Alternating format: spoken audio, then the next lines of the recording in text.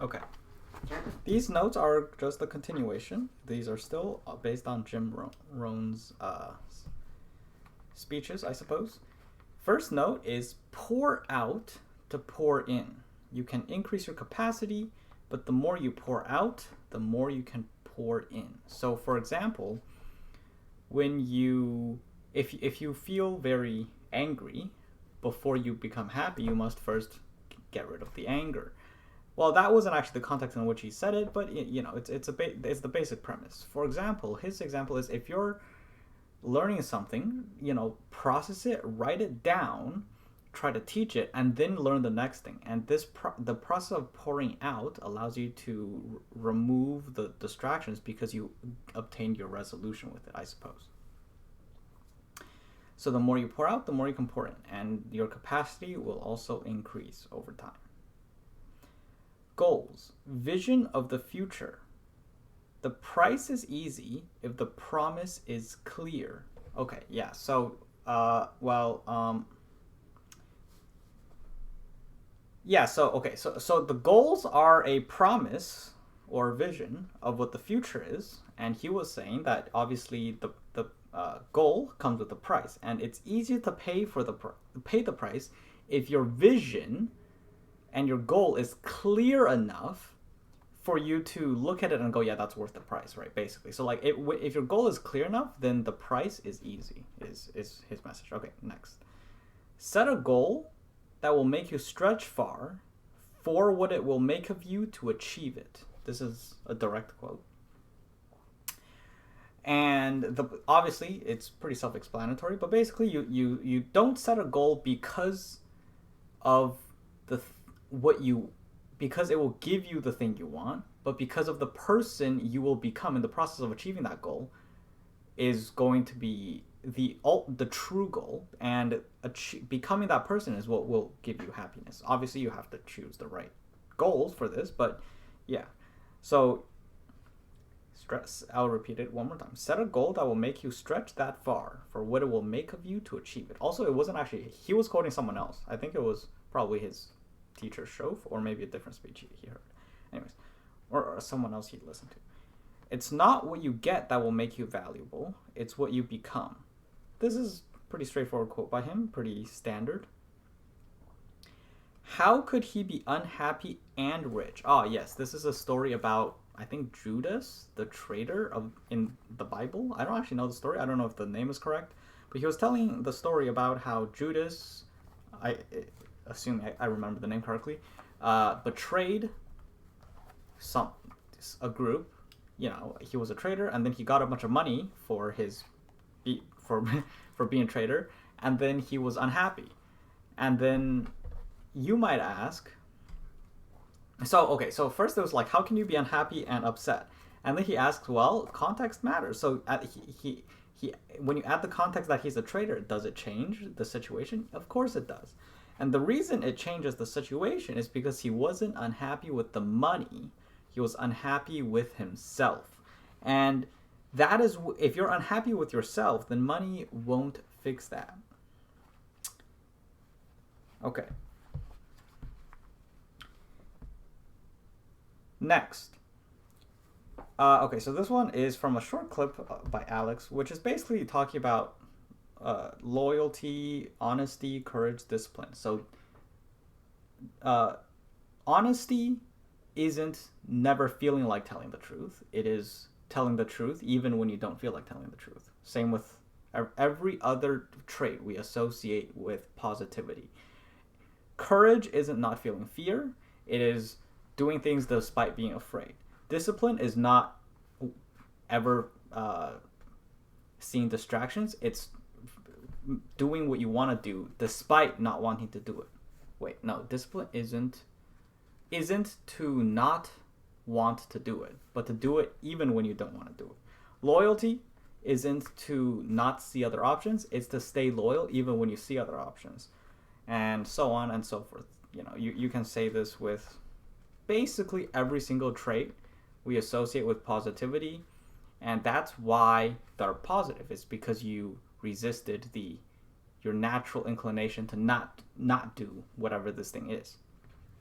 And so a lot of the time, you use excuses like, oh, but that's scary, or oh, but I don't want to do it. And like, it's not that you're supposed to want to do it or not to not find it scary, but it's to do it anyway. And that's the difference between someone that makes us insecure and someone that, we go, oh yeah, he's just like me, I guess. Maybe that wasn't the best example, but you get my point. And the ones that make us insecure are the ones that go and do what we won't do. Okay.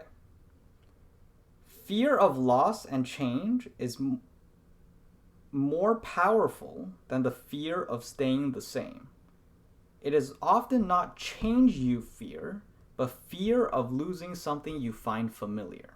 I don't know what prompted me to write this, but a lot of the time when we don't want to do something new, it's not because we fear change, but we fear losing the sense of familiarity.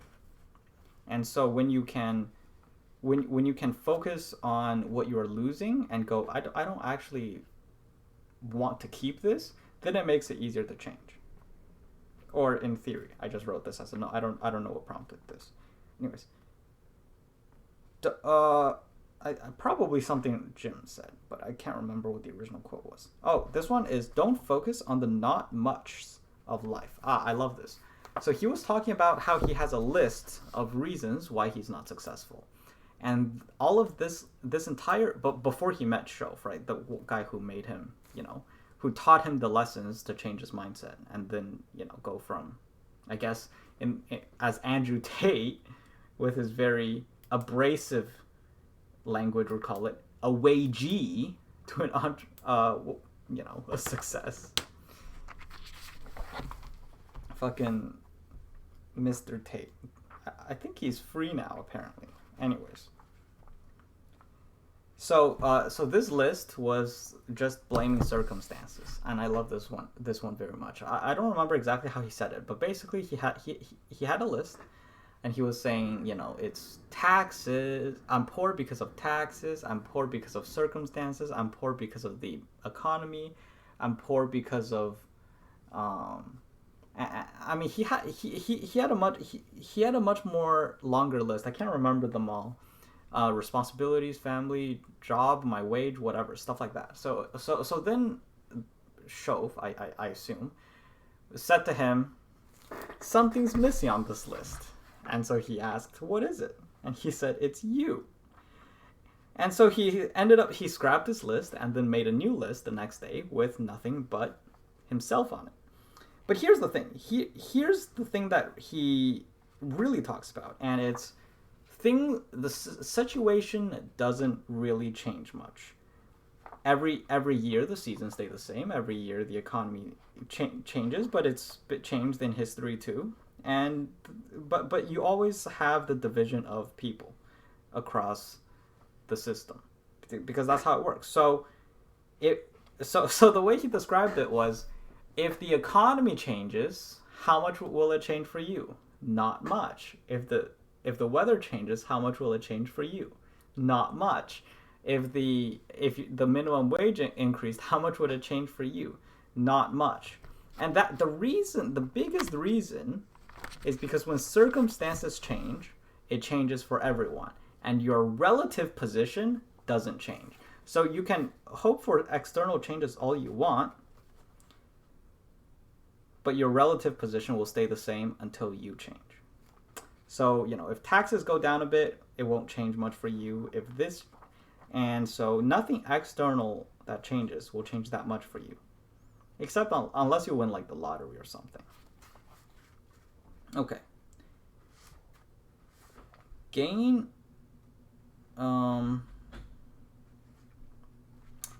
Okay. These next notes are a bit more. This is not really inspired by a speech, so they're going to be a bit less cohesive and articulated. So, anyways, I wrote, you gain XP, in terms of video games, in your mind, so mind XP, as you gain clarity of mind, as you practice resisting urges, reducing your anxiety. So, for example, when you feel anxious, you just calm yourself down. Facing fears, remaining calm, and not being emotionally reactive. So just not something happens, you emotionally react. You get angry, you get frustrated, you get, you feel impulsive, you jump at joy or whatever, just impulsive emotional reactivity. That doesn't mean you can't feel joy or anger or any of those things, but just be less reactive about it. And you level up when these conscious decisions become natural actions. In other words, basically building a habit. So as you purposely design your actions and then you start acting on them, you gain XP. And then when they turn into habits, you level up. It's just a note I wrote. Random personal thoughts, I guess. It's not some profound truth of life, just notes. Anyways, act, don't react. Change yourself and change your circumstances. Don't wait for circumstances to change. Change your actions. Don't wait for results to change. To get a tree, plant a seed. Okay, this one is based on Jim Rohn because he said, he had the quote which says, if you plant the seed, God will make the tree. You don't have to make the tree, you just have to plant the seed. Okay, next. Easy is boring and unrewarding.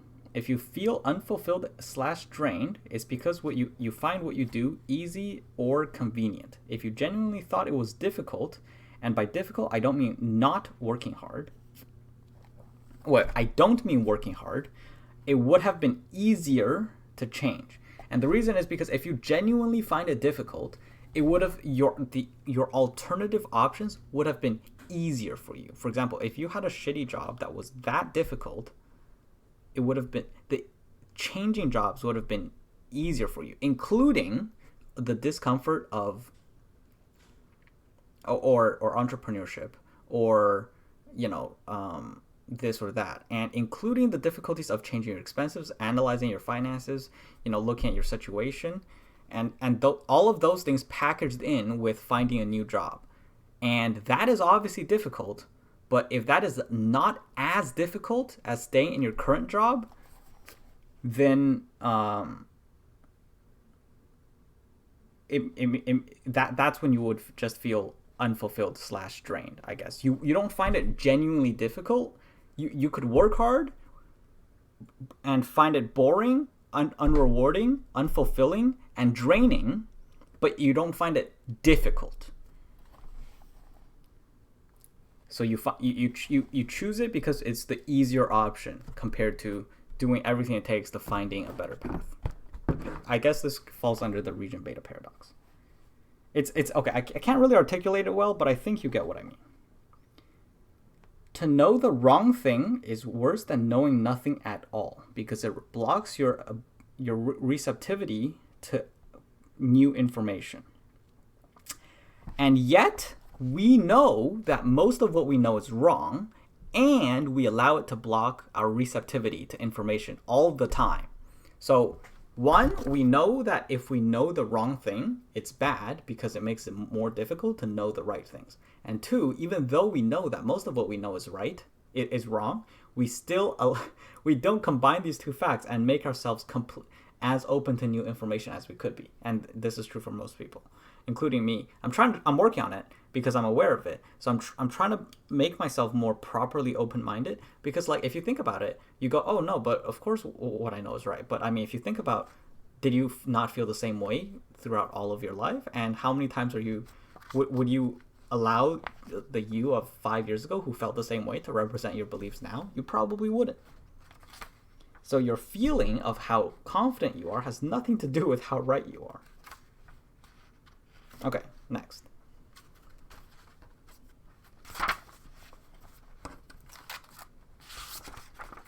And in the same vein, we have a blind spot for counter evidence. So when we are presented with evidence that is contrary to what we believe to be true, we often have a lot of the time it has to really punch us in the face for us to be aware of it. Like, our brain just filters it out as if it doesn't exist. And obviously, the more you work on it, and the more you consciously make yourself aware of this fact, the easier it is to see it. But it is, we are very biased creatures, so it is very easy to not see it. Okay. I mean, you have to admit it is very easy to not see counter evidence a lot of the time. Like sometimes it's easier to see, sometimes it's harder to see, but a lot of the time it's in our blind spot. And if you don't know it, that's because you haven't been made aware that it's in your blind spot. That's what a blind spot is. But it's true for everyone. Just less so if you work on it and are made aware of it. Okay. If you want people to admit something, this is not a them problem. This is a you problem.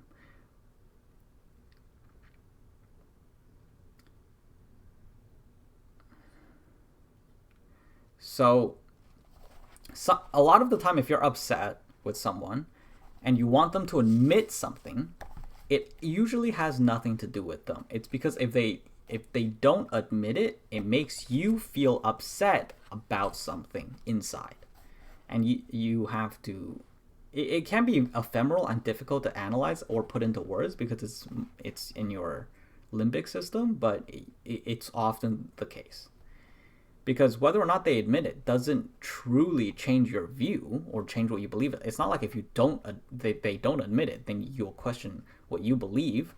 But if they do admit it, then you feel more secure. So if they don't admit it, you just feel uncomfortable because you want them to affirm something that you believe, which makes it internal. Frustration with a lack of leverage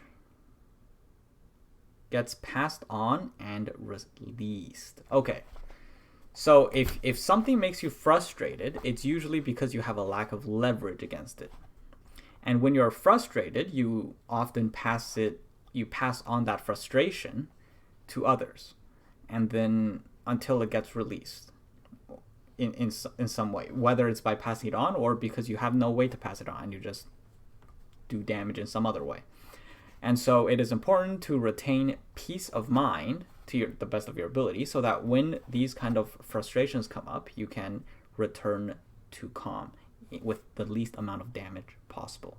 And when I say frustration because of a lack of leverage, think about it as, for example, maybe you're frustrated because at work your boss was a jerk, but you couldn't do anything about it because you lack leverage. Or maybe you're frustrated because you stubbed your toe, but you can't do anything against it because there's nothing to get revenge against.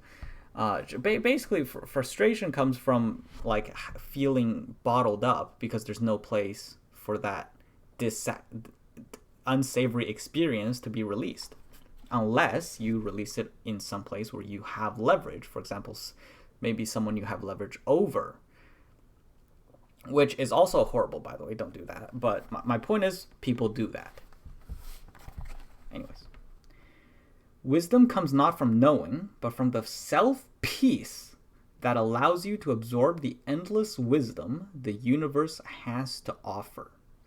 When you have peace of mind, you can accept all of the information and feedback the universe gives you, often in the forms of reactions, responses. And just think about it. Just think about it. When you have true peace of mind and you just stand there calmly, perhaps with grass around you,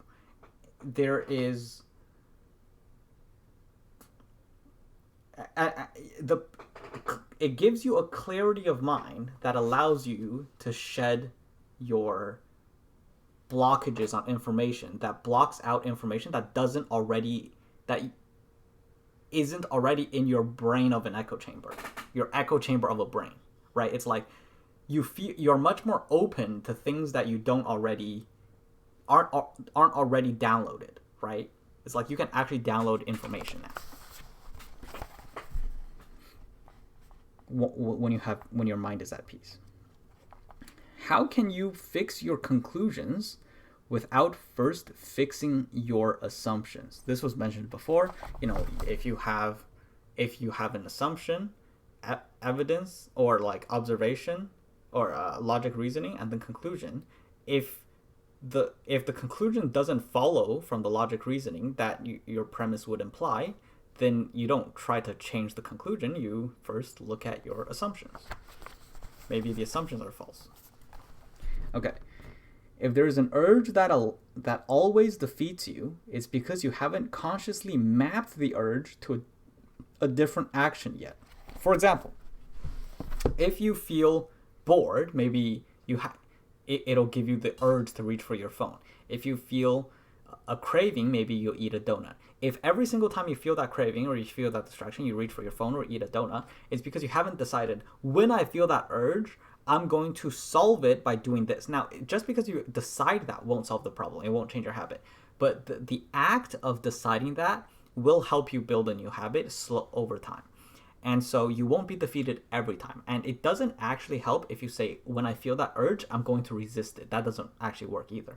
You have to say, when I feel that urge to be distracted by my phone, I'll replace the phone with something else that fixes the urge, something that's more effective.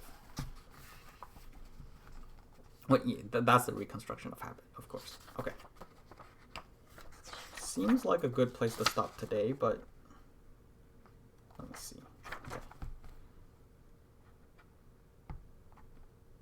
Okay, I'll go with 2 more notes. One purpose of anger is to convince the other person that you can't accept insults. So I read a couple things on anger. And so I wanted to know about the purposes of anger, why we've evolved for it, and how it works. Okay, so here's a few things. So the most base purpose is if someone insults you and you don't get angry about it, then they'll insult you again. So you get angry to prevent them from continuing. And one more is attractiveness and anger. Oh, attractive people can display anger more because they have leverage, in the sense that if you don't cave to their demands. So obviously anger is a form of showing that you won't accept this behavior and that you have to cave to their demands, which in the previous example, it's your demand that to not disrespect you, for example. That can count. But if you're attractive, you have the leverage of being angry because the other person may not want to lose your genes. So for example, so you have more leverage if they want your genes for their children, for example. I thought that was actually quite funny. I don't remember the exact quote. I might actually want to find it, but it was very, very, very hilarious for me to think of it that way.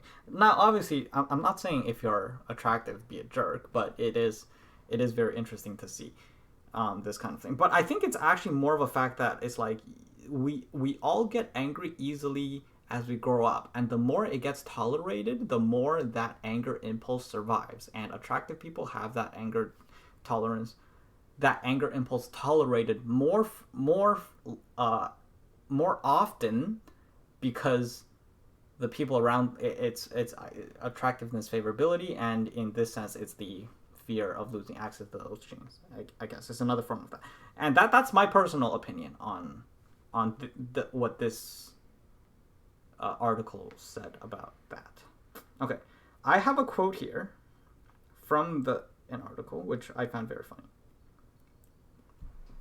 Considering this on the individual level, getting angry about acts that break social customs will signal to others that you are interested in maintaining societal order, and by extension, interested in protecting the well-being of others. This will make you more attractive and therefore more capable of ascertaining a high quantity or quality of sexual partners. For instance, getting angry about discrimination may lead you to be perceived as more attractive by signaling to others that you are not prejudicial, as long as prejudice is seen as a negative attribute within your society.